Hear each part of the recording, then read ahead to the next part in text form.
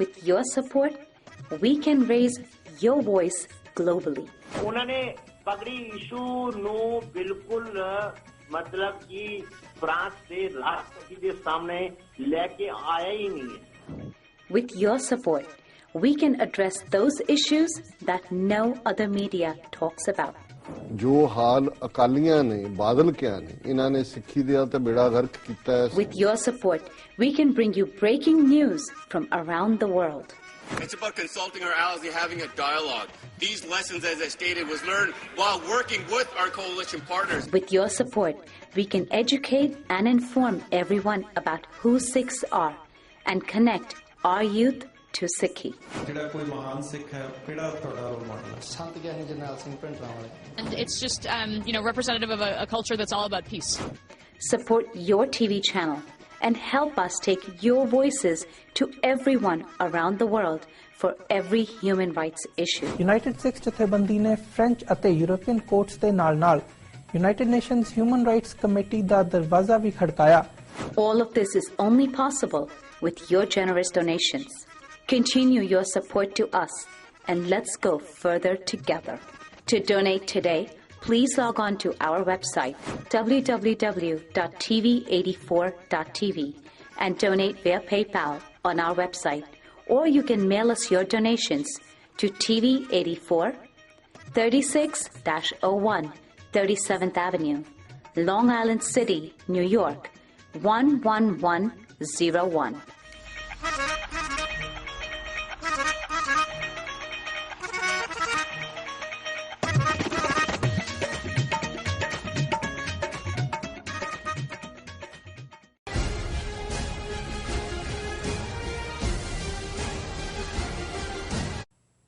दर्शकों ब्रेक बाद ਤੁਹਾਡਾ ਸਵਾਗਤ ਹੈ ਜੀ। ਡਾਕਟਰ ਸਾਹਿਬ ਸਾਡੇ ਕੋਲ ਅਗਲੀ ਲਿਖਤ ਆਈ ਹੈ ਮੱਕਾ ਸ਼ਰੀਫ ਸਾਊਦੀ ਅਰੇਬੀਆ ਤੋਂ ਚੌਧਰੀ ਉਮਰ ਅਹਿਮਦ ਜੀ ਦੀ। ਇਹ ਲਿਖਦੇ ਹਨ, अस्सलाम वालेकुम डॉक्टर साहब ਅਤੇ ਬੀਬੀ ਨੀਲਮ ਕੌਰ ਜੀ। ਵਾਲੇਕੁਮ ਸਲਾਮ। ਡਾਕਟਰ ਸਾਹਿਬ, ਪਿਸ਼ਾਵਰ 'ਚ ਇੱਕ ਗੁਰੂ ਘਰ ਹੈ ਜਿਹੜਾ ਕਿ ਕਾਫੀ ਅਰਸੇ ਤੋਂ ਬਾਂਸੀ ਨੂੰ ਇਬਾਦਤ ਲਈ ਖੋਲ ਦਿੱਤਾ ਗਿਆ ਹੈ, ਇਸ ਬਾਰੇ ਤੁਹਾਡੇ ਕੀ ਵਿਚਾਰ ਹਨ? ਦੂਸਰੀ ਗੱਲ ਕਿ ਉਸਾਮਾ ਕਿਊਮ ਸਾਹਿਬ ਜੀ ਨੇ ਜਿਹੜੀ ਈਮੇਲ ਲਿਖੀ ਸੀ ਬਲੋਚਿਸਤਾਨ ਬਾਰੇ, ਉਹ ਬਿਲਕੁਲ ਠੀਕ ਲਿਖੀ ਹੈ ਤੇ ਤੁਸੀਂ ਵੀ ਇਸ ਉੱਪਰ ਆਪਣਾ ਚੰਗਾ ਐਨਾਲਿਸਿਸ ਕੀਤਾ। ਪਰ ਡਾਕਟਰ ਸਾਹਿਬ, ਪਾਕਿਸਤਾਨੀ ਹੁਕੂਮਤ ਜੋ ਵੀ ਕਰੇ, ਜੋ ਵੀ ਸੋਚੇ, ਪਾਕਿਸਤਾਨੀ ਆਰਮੀ ਦੇ ਬਾਰੇ ਮਜ਼ਬੂਤ ਸਟੈਂਡ ਹੁੰਦਾ ਹੈ ਇਸ ਮਾਮਲੇ ਤੇ। ਆਰਮੀ ਚੀਫ ਨੇ ਬਿਆਨ ਦਿੱਤਾ ਹੈ ਕਿ ਕਿਸੇ ਵੀ ਕੀਮਤ ਤੇ CPEC ਬਣਾਇਆ ਜਾਏਗਾ ਤੇ ਬਲੋਚਿਸਤਾਨ ਦੀ ਹਿਫਾਜ਼ਤ ਕੀਤੀ ਜਾਏਗੀ।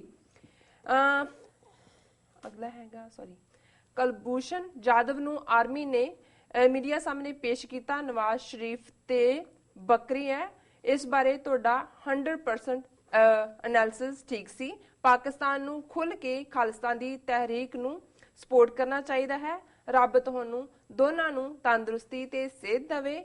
ਮੇਰੀ ਦੁਆ ਹੈ ਕਿ ਖਾਲਿਸਤਾਨ ਬਣ ਜਾਏ। ਆਮੀਨ, ਰੱਬ ਰਾਖਾ। ਜੀ ਡਾਕਟਰ ਸਾਹਿਬ। ਚੌਧਰੀ ਉਮਰ ਅਹਿਮਦ ਜੀ ਦਾ ਬਹੁਤ-ਬਹੁਤ ਸ਼ੁਕਰੀਆ। ਉਹਨਾਂ ਨੇ ਪਾਵਨ ਧਰਤੀ ਇਸਲਾਮ ਦੀ ਮੱਕਾ ਸ਼ਰੀਫ ਸਾਊਦੀ ਅਰੇਬੀਆ ਤੋਂ ਸਾਨੂੰ ਲਿਖਿਆ। ਸਾਨੂੰ ਖੁਸ਼ੀ ਹੁੰਦੀ ਹੈ ਕਿ ਸਾਡੀ ਇਹ ਆਵਾਜ਼ ਜਿਹੜੀ ਅਸੀਂ ਇਸ ਨਿੱਕੇ ਜਿਹੇ ਦਾਇਰਾਕਾਰ 'ਚੋਂ ਦੇ ਰਹੇ ਹਾਂ, ਉਸ ਦੀ ਗੂੰਜ ਦੁਨੀਆ ਦੇ ਹਰ ਕੋਨੇ 'ਚ ਪੈਂਦੀ ਹੈ। ਔਰ ਜਿਹੜੇ ਉਸ ਪਾਵਨ ਧਰਤੀ 'ਤੇ ਬੈਠ ਕੇ ਵੀ ਇਸ ਕਿਸਮ ਦਾ ਸਿੱਖ ਕੌਮ ਦੇ ਲਈ, ਖਾਲਿਸਤਾਨ ਦੇ ਲਈ ਦੁਆ ਕਰਦੇ ਨੇ, ਜਾਂ ਜਿਵੇਂ ਉਹਨਾਂ ਨੇ ਆਮੀਨ ਕਹਿ ਕੇ ਇਸ ਨੂੰ ਜਿਹਦਾ ਮਤਲਬ ਹੁੰਦਾ ਕਿ ਇਵੇਂ ਹੀ ਹੋਏ ਕੀਤਾ, ਔਰ ਅਸੀਂ ਇਹਨਾਂ ਦਾ ਸ਼ੁਕਰੀਆ ਅਦਾ ਕਰਦੇ। ਉਹਨਾਂ ਨੇ ਪੇਸ਼ਾਵਰ ਦੇ ਗੁਰੂ ਘਰ ਜਿਹੜਾ ਕਿ ਆਲਮੋਸਟ 70 ਸਾਲ ਤੋਂ ਬੰਦ ਪਿਆ ਸੀ, ਖਬਰ ਤਾਂ ਆਈ, ਅਸੀਂ ਉਸ ਨੂੰ ਦੇਖਿਆ ਵੀ, ਪਰ ਵਿਸ਼ੇਸ਼ ਅਟੈਂਸ਼ਨ ਜਾਂ ਡਿਸਕਸ਼ਨ 'ਚ ਨਹੀਂ ਆਈ। ਅਸੀਂ ਸਮਝਦੇ ਹਾਂ ਵੀ ਪਾਕਿਸਤਾਨ 'ਚ ਇੱਕ ਬੜੀ ਪੋਜ਼ੀਟਿਵ ਤਬਦੀਲੀ ਹੈ। ਔਰ ਮੈਂ ਇਸ ਹਵਾਲੇ ਨਾਲ ਬੇਸ਼ੱਕ ਅੱਜ ਉੱਥੇ ਸਿਵਲ ਗੌਰਮੈਂਟ ਹੈ ਨਵਾਜ਼ ਸ਼ਰੀਫ ਦੀ, ਜਦੋਂ ਫੌਜੀ ਰਾਜ ਵੀ ਹੁੰਦਾ ਹੈ ਸਿੱਖਾਂ ਦੇ ਮਾਮਲੇ 'ਚ, ਭਾਵੇਂ ਇੰਡੀਆ ਨਾਲ ਡੀਲ ਕਰਨ ਲੱਗਿਆ ਇੰਡੀਆ ਦਾ ਇੱਕ ਖੌਫ ਹੈ ਜਿਹਦੇ ਕਰਕੇ ਉਹ ਖਾਲਿਸਤਾਨ ਦਾ ਮੁੱਦਾ ਹੋਏ ਜਾਂ ਕੋਈ ਇਸ਼ੂ ਸਟੇਟ ਹੋਏ ਉਹਦੇ ਤੇ ਸਟੈਂਡ ਲੈਣ ਦੀ ਹਿੰਮਤ ਨਹੀਂ ਦਿਖਾਉਂਦੇ। ਲੇਕਿਨ ਇਹਦੇ 'ਚ ਕੋਈ ਸ਼ੱਕ ਨਹੀਂ ਹੈ ਕਿ ਦੋਨੋਂ ਹੀ ਸਿਵਲ ਔਰ ਮਿਲਟਰੀ ਐਡਮਿਨਿਸਟ੍ਰੇਸ਼ਨ ਜਿਹੜੇ ਪਾਕਿਸਤਾਨ ਵਿਚਲੇ ਗੁਰਦੁਆਰੇ ਨੇ ਉਹਨਾਂ ਦੀ ਸਾਂਭ ਸੰਭਾਲ ਸੇਵਾ ਲਈ ਨਾ ਪੈਸੇ ਦੀ ਕਮੀ ਹੁੰਦੀ ਹੈ, ਉਹਦੇ ਲਈ ਖੁੱਲੇ ਜਿਹੜੇ ਨੇ ਫੰਡ ਦਿੱਤੇ ਜਾਂਦੇ ਨੇ। ਔਰ ਉਹਨਾਂ ਦੀ ਇਹ ਕੋਸ਼ਿਸ਼ ਹੈ ਕਿ ਸਿੱਖਾਂ ਨੂੰ ਜਿਹੜਾ ਇਸ ਜ਼ਰੂਰ ਅਹਿਸਾਸ ਹੋਏ ਕਿ ਉਹ ਪਾਕਿਸਤਾਨ ਦੇ ਵਿੱਚ ਬਰਾਬਰ ਦੇ ਸ਼ਹਿਰੀ ਨੇ, ਔਰ ਈਵਨ ਬਾਕੀ ਮਾਈਨੋਰਿਟੀਜ਼ ਦੇ ਮੁਕਾਬਲੇ ਉਹ ਐਕਸਟਰਾ ਮਾਈਲ ਜਾਂਦੇ ਨੇ। ਉਹਦੇ 'ਚ ਬੇਸ਼ੱਕ ਹਰਚੰਦ ਸਿੰਘ ਵਰਗਾ ਪਾਕਿਸਤਾਨੀ ਫੌਜ 'ਚ ਹੋਏ, ਡਾਕਟਰ ਮਹੀਪਾਲ ਸਿੰਘ ਉਹਨਾਂ ਦੇ ਜਿਹੜੇ ਨੇ ਡਾਕਟਰ ਨੇ, ਔਰ ਇਸੇ ਤਰ੍ਹਾਂ ਗੁਲਾਬ ਸਿੰਘ ਇੱਕ ਪੁਲਿਸ ਦੇ ਵਿੱਚ ਸਨ, ਔਰ ਹੋਰ ਵੀ ਸ਼ੋਬਿਆਂ ਦੇ ਵਿੱਚ ਜਿਹੜੀ ਹੁਣ ਉਹਨਾਂ ਦੀ ਸੈਕੰਡ ਜਨਰੇਸ਼ਨ ਥਰਡ ਜਨਰੇਸ਼ਨ ਅੱਗੋਂ ਆ ਰਹੀ ਹੈ, ਉਹ ਬਾਈ ਐਵਰੀ ਇੰਚ ਪੱਕੇ ਸਿੱਖ ਨੇ। ਔਰ ਇਸੇ ਹੀ ਕੌਨਟੈਕਸਟ ਦੇ ਵਿੱਚ ਜਿੱਥੇ ਪਿਛਲੇ ਪੀਰੀਅਡ 'ਚ ਇਤਿਹਾਸਕ ਗੁਰਦੁਆਰੇ ਰੋੜੀ ਸਾਹਿਬ ਹੋਏ, ਬਾਬੇ ਦੀ ਬੇਰ ਸਿਆਲਕੋਟ ਹੋਏ, ਕਰਤਾਰਪੁਰ ਸਾਹਿਬ ਹੋਏ, ਜਿੱਥੇ ਮੇਰਾ ਖਿਆਲ ਹੈ ਹੁਣ 12-13 ਗੁਰਦੁਆਰੇ ਇਤਿਹਾਸਕ ਨੇ ਜਿਨ੍ਹਾਂ ਦੇ ਵਿੱਚ ਪ੍ਰਕਾਸ਼ ਹੁੰਦਾ ਹੈ ਗੁਰੂ ਗ੍ਰੰਥ ਸਾਹਿਬ ਦਾ, ਜਿਹੜਾ ਕਿ ਕੁਝ ਸਮਾਂ ਪਹਿਲਾਂ 2 ਜਾਂ 3 ਨਨਕਾਣਾ ਸਾਹਿਬ ਮੁੱਖ ਤੌਰ ਤੇ ਸੀ ਜਾਂ ਪੰਜਾ ਸਾਹਿਬ ਸੀ। ਪੇਸ਼ਾਵਰ ਦੇ ਵਿੱਚ ਆਲਰੇਡੀ ਗੁਰਦੁਆਰਾ ਭਾਈ ਜੋਗਾ ਸਿੰਘ ਜਿਹੜਾ ਇਤਿਹਾਸਕ 10ਵੇਂ ਪਾਤਸ਼ਾਹ ਦੇ ਸਮੇਂ ਨਾਲ ਜੁੜਿਆ ਹੋਇਆ, ਉਹਨਾਂ ਦੇ ਸਿੱਖ ਸਨ ਭਾਈ ਜੋਗਾ ਸਿੰਘ ਸੋ ਉੱਥੇ ਪ੍ਰਕਾਸ਼ ਰਿਹਾ। ਔਰ ਇਹ ਗੁਰਦੁਆਰਾ ਸਾਹਿਬ ਜਿਹੜਾ ਕਿ ਬਿਲਕੁਲ ਪੂਰਾ ਮੁਸਲਮਾਨੀ ਆਬਾਦੀ ਵਾਲਾ ਮਹੱਲਾ ਹੈ, ਪਠਾਣਾ ਦੀ ਆਬਾਦੀ, ਉੱਥੇ ਇਸ ਗੁਰਦੁਆਰਾ ਸਾਹਿਬ ਨੂੰ ਖੋਲ੍ਹਣਾ ਥੋੜ੍ਹੀ ਦੇਰ ਹਾਲਾਂਕਿ ਉਹਨਾਂ ਨੇ ਲੋਕਲ ਲੋਕਾਂ ਨੂੰ ਭਰੋਸੇ 'ਚ ਲਿਆ, ਪਰ ਪਠਾਣਾ ਦਾ ਜਾਂ ਉਸ ਬੈਲਟ ਦੇ ਲੋਕਾਂ ਦਾ ਕੋਈ ਬਾਹਰੋਂ ਜਦੋਂ ਇਹ ਸਾਊਦੀ ਅਰੇਬੀਆ ਜਾਂ ਇਹ ਉਸਾਮਾ ਦੀ ਜਿਹੜੀ ਲਾਈਨ ਵਾਲੇ ਲੋਕ ਗਏ, ਅਲ-ਕਾਇਦਾ, ਇਹਨਾਂ ਨੇ ਜ਼ਰੂਰ ਜ਼ਿਆਦਤੀਆਂ ਕੀਤੀਆਂ ਨੇ, ਲੇਕਿਨ ਲੋਕਲ ਜਿਹੜੇ ਪਠਾਨ ਨੇ ਕਬੀਲੇ, ਉਹ ਸਿੱਖਾਂ ਨੂੰ ਇੱਕ ਬਰਾਬਰ ਦਾ ਕਬੀਲਾ ਸਮਝਦੇ ਨੇ। ਔਰ ਈਵਨ ਜਿੱਥੇ ਗੁਰਦੁਆਰਾ ਭਾਈ ਜੋਗਾ ਸਿੰਘ ਹੈ ਪੇਸ਼ਾਵਰ ਦੇ ਵਿੱਚ, ਉਸ ਮਹੱਲੇ ਦਾ ਨਾਂ ਜੋਗਣ ਸ਼ਾਹ ਹੈ। ਜੇ ਅਸੀਂ ਭਾਈ ਜੋਗਾ ਸਿੰਘ ਕਰਕੇ ਉਹਨਾਂ ਦੀ ਮਾਨਤਾ ਕਰਦੇ ਹਾਂ ਤੇ ਉਹ ਜੋਗਨ ਸ਼ਾਹ ਕਹਿੰਦੇ ਨੇ, ਫਕੀਰ ਸਮਝਦੇ ਨੇ। ਸੋ ਇਹਨਾਂ ਨੇ ਬਿਲਕੁਲ ਠੀਕ ਕਿਹਾ ਕਿ ਵੀ ਪਾਕਿਸਤਾਨ ਆਰਮੀ ਦਾ ਮਜ਼ਬੂਤ ਸਟੈਂਡ ਰਿਹਾ। ਔਰ ਅੱਜ ਹੀ ਮੈਂ ਦੇਖ ਰਿਹਾ ਸੀ ਕਿ ਪਾਕਿਸਤਾਨ ਦੇ ਫੌਜੀ ਚੀਫ ਰਾਹਿਲ ਸ਼ਰੀਫ, ਉਹਨਾਂ ਨੇ 6 ਜਾਂ 7 ਆਰਮੀ ਆਫੀਸਰ ਜਿਨ੍ਹਾਂ 'ਚ ਮੇਜਰ ਜਨਰਲ, ਬ੍ਰਿਗੇਡੀਅਰ ਰੈਂਕ ਦੇ ਨੇ, ਇੱਕ ਸ਼ਾਇਦ ਲੈਫਟੀਨੈਂਟ ਜਨਰਲ ਵੀ ਹੈ, ਕਰਪਸ਼ਨ ਦੇ ਮਾਮਲੇ 'ਚ ਉਹਨਾਂ ਨੂੰ ਫੌਜ 'ਚੋਂ ਕੱਢਿਆ ਔਰ ਕਿਹਾ ਵੀ ਕੋਈ ਇਵਨ ਰਿਟਾਇਰਮੈਂਟ ਬੈਨੀਫਿਟ ਨਹੀਂ ਹੋਣਗੇ। ਸੋ ਉਹ ਕਲੀਨਿੰਗ ਕਰ ਰਹੇ ਨੇ ਕਰਪਸ਼ਨ ਦੇ ਮਾਮਲੇ 'ਚ ਵੀ, ਔਰ ਓਵਰਆਲ ਵੀ ਪਾਕਿਸਤਾਨ ਦੀ ਪੋਜੀਸ਼ਨ, ਜਿਵੇਂ ਉਹਨਾਂ ਨੇ ਵਜ਼ੀਰਾਬਾਦ, ਨਾਰਥ ਵਜ਼ੀਰਸਤਾਨ, ਸਾਊਥ ਵਜ਼ੀਰਸਤਾਨ ਦੀ ਸਿਚੁਏਸ਼ਨ ਨੂੰ ਕੰਟਰੋਲ 'ਚ ਕੀਤਾ। ਹਾਲਾਂਕਿ ਇੱਧਰ ਉੱਧਰ ਕੋਈ ਨਾ ਕੋਈ ਰਾਹ ਵਾਲੇ ਜਿਹੜੇ ਨੇ ਜਾਂ ਬਰੂਚਾਂ ਨਾਲ ਰਲ ਕੇ ਜਾਂ ਕੁਝ ਹੋਰ ਇਸ ਕਿਸਮ ਦੀ ਕਾਰਵਾਈ ਕਰਦੇ ਨੇ। ਸੋ ਅਸੀਂ ਇਸ ਗੱਲ ਦੇ ਉੱਤੇ ਅਸੀਂ ਯਕੀਨ ਕਰਦੇ ਹਾਂ ਔਰ ਸਾਨੂੰ ਭਰੋਸਾ ਹੈ ਕਿ ਆਉਣ ਵਾਲੇ ਸਮੇਂ 'ਚ ਜੇ ਇੰਡੀਆ ਹੁਣ ਖੁੱਲ੍ਹ ਕੇ ਬਲੋਚਿਸਤਾਨ ਦੀ ਹਮਾਇਤ 'ਤੇ ਆ ਗਿਆ, ਜੋ ਕੁਲਭੂਸ਼ਣ ਯਾਦਵ ਦੇ ਫੜੇ ਜਾਣਾ, ਔਰ ਹੁਣ ਉਹਨਾਂ ਦੀ ਉਹ ਬਲੋਚ ਲੇਡੀ ਉੱਥੇ ਚੰਡੀਗੜ੍ਹ ਦੇ ਮੀਡੀਆ ਕਲੱਬ 'ਚ ਜਾ ਕੇ ਪ੍ਰੈਸ ਕਾਨਫਰੰਸ ਕਰਦੀ ਹੈ, ਤੇ ਆਉਣ ਵਾਲੇ ਪੀਰੀਅਡ 'ਚ ਅਸੀਂ ਇਹ ਐਕਸਪੈਕਟ ਕਰਦੇ ਹਾਂ ਕਿ ਪਾਕਿਸਤਾਨ ਦੀ ਫੌਜ ਔਰ ਪੋਲੀਟੀਕਲ ਲੀਡਰਸ਼ਿਪ ਜਿਹੜੀ ਹੈ ਉਹ ਖਾਲਿਸਤਾਨ ਦੀ ਹਮਾਇਤ 'ਤੇ ਆਏਗੀ। ਜੀ ਡਾਕਟਰ ਸਾਹਿਬ, ਹੁਣ ਤੁਸੀਂ ਸਾਡੇ ਦਰਸ਼ਕਾਂ ਨੂੰ ਦੱਸੋ ਅੱਜ ਦਾ ਵਿਚਾਰ। ਅੱਜ ਦੇ ਵਿਚਾਰ ਲਈ ਅਸੀਂ ਸ਼ਲੋਕ ਸਹਿਸਕ੍ਰਿਤੀ ਮਹੱਲਾ 5 ਦੇ 2 ਸ਼ਲੋਕ ਚੁਣੇ ਨੇ।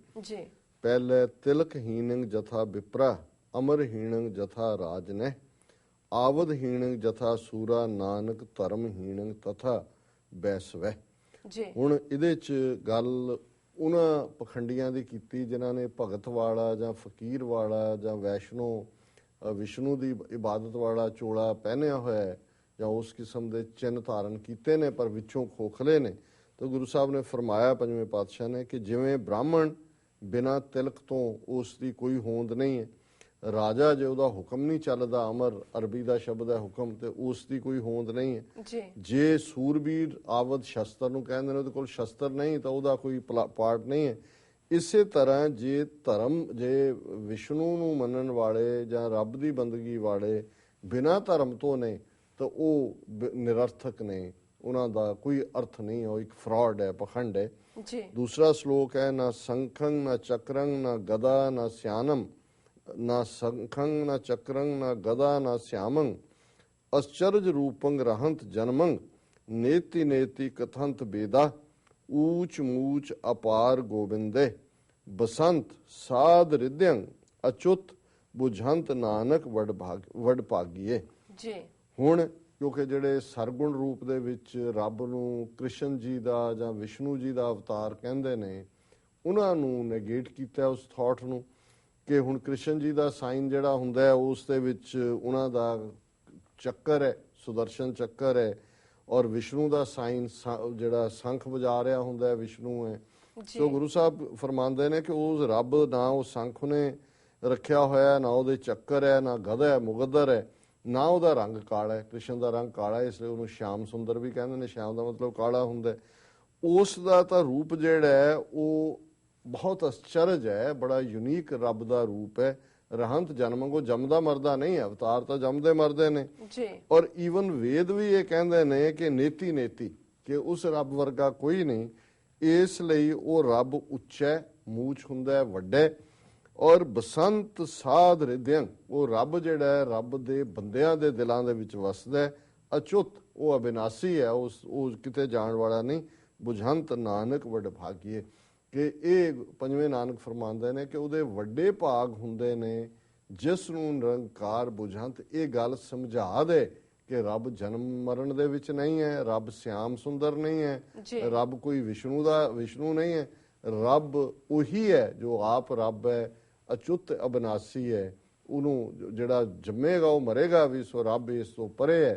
जिस नूं असीं पढ़दे हैं कि भाई ਉਹ ਜਿਹੜਾ ਇੱਕ ਓੰਕਾਰ ਸਤਨਾਮ ਕਰਤਾ ਪੁਰਖ ਨਿਰਭਉ ਨਿਰਵੈਰ ਅਕਾਲ ਮੂਰਤ ਅਜੂਨੀ ਸੈਭੰ ਗੁਰ ਪ੍ਰਸਾਦ। ਜੀ ਡਾਕਟਰ ਸਾਹਿਬ, ਜਿਹੜਾ ਰੀਤ ਵਾਲਾ ਸ਼ੋਅ ਹੈ ਤੁਸੀਂ ਅਨਾਉਂਸ ਕਰ ਦਿਓ ਕਿ ਉਹਨਾਂ ਦਾ ਸ਼ੋਅ ਹੋਏਗਾ 9:15 ਤੋਂ 9:45 ਤੱਕ। ਠੀਕ ਹੈ, ਕਿਉਂਕਿ ਅੱਜ ਪਪਲਪ੍ਰੀਤ ਸਿੰਘ ਜਿਹੜੇ ਇੱਕ ਫ੍ਰੀ ਜਰਨਲਿਸਟ ਐਕਟਿਵਿਸਟ ਰਹੇ ਨੇ ਔਰ ਪਹਿਲੀ ਵਾਰ ਅਸੀਂ ਉਹਨਾਂ ਦੇ ਨਾਲ ਇੰਟਰਵਿਊ ਕਰ ਰਹੇ ਹਾਂ। ਸੋ ਅੱਜ 9:30 ਤੋਂ 10 ਵਾਲੇ ਸਲੋਟ ਦੀ ਥਾਂ 9:15 ਤੋਂ 9:45 ਹੋਏਗਾ, ਕਿਉਂਕਿ ਐਂਟਰਟੇਨਮੈਂਟ ਵਾਲੇ ਪਾਰਟ 'ਚ ਅੱਜ ਚੰਗੇ ਕਲਾਕਾਰ ਸਾਜ਼ਾਂ ਬਾਜ਼ਾਂ ਦੇ ਨਾਲ ਉਹ ਆ ਰਹੇ ਨੇ ਜੀ। ਸੋ ਉਹ ਵੀ ਉਸ ਨੂੰ ਵੀ ਇੰਜੋਏ ਕਰਨ ਦਰਸ਼ਕ। ਲੇਕਿਨ ਇਹ ਪਪਲਪ੍ਰੀਤ ਸਿੰਘ ਦਾ ਇੰਟਰਵਿਊ ਕਾਫੀ ਦਿਲਚਸਪ ਹੋਏਗਾ, ਕਿਉਂਕਿ ਇਹ ਨੌਜਵਾਨ ਬੜੀ ਭਾਵਨਾ ਵਾਲਾ ਔਰ ਬੜਾ ਚੜ੍ਹਦੀ ਕਲਾ ਵਾਲਾ ਨੌਜਵਾਨ ਹੈ। ਜੀ ਡਾਕਟਰ ਸਾਹਿਬ, ਤੁਹਾਡਾ ਬਹੁਤ ਬਹੁਤ ਸ਼ੁਕਰੀਆ, ਤੁਸੀਂ ਅੱਜ ਦਾ ਵਿਚਾਰ ਸਾਡੇ ਦਰਸ਼ਕਾਂ ਨਾਲ ਸਾਂਝਾ ਕੀਤਾ। ਇਸ ਨਾਲ ਆਪਣੇ ਵਿਊਅਰਸ ਕੋਲ ਨੇ ਇਜਾਜ਼ਤ। ਵਿਊਅਰਸ, ਸਾਡੇ ਪ੍ਰੋਗਰਾਮ ਦਾ ਸਮਾਂ ਇੱਥੇ ਸਮਾਪਤ ਹੁੰਦਾ ਹੈ। ਤੁਸੀਂ ਆਪਣੇ ਰਾਏ ਤੇ ਸੁਝਾਅ ਸਾਨੂੰ ਭੇਜਣਾ ਭੁੱਲਣਾ ਸਾਡੇ ਇਸ ਪਤੇ ਤੇ SOS@tv84.tv ਤੇ ਅਸੀਂ ਆਪਣਾ ਪ੍ਰੋਗਰਾਮ ਲੈ ਕੇ ਫਿਰ ਦੁਬਾਰਾ ਹਾਜ਼ਰ ਹੋਵਾਂਗੇ। ਤਦ ਤੱਕ ਲਈ ਮੈਨੂੰ ਤੇ ਆਪਣੇ ਨਰਸ ਨਾਲ ਗਿਆ ਦੋ। ਦੇਖਦੇ ਰਹੋ TV 84। ਬੁਲਾ ਦਿਓ ਫਤਿਹ। ਵਾਹਿਗੁਰੂ ਜੀ ਕਾ ਖਾਲਸਾ, ਵਾਹਿਗੁਰੂ ਜੀ ਕੀ ਫਤਿਹ।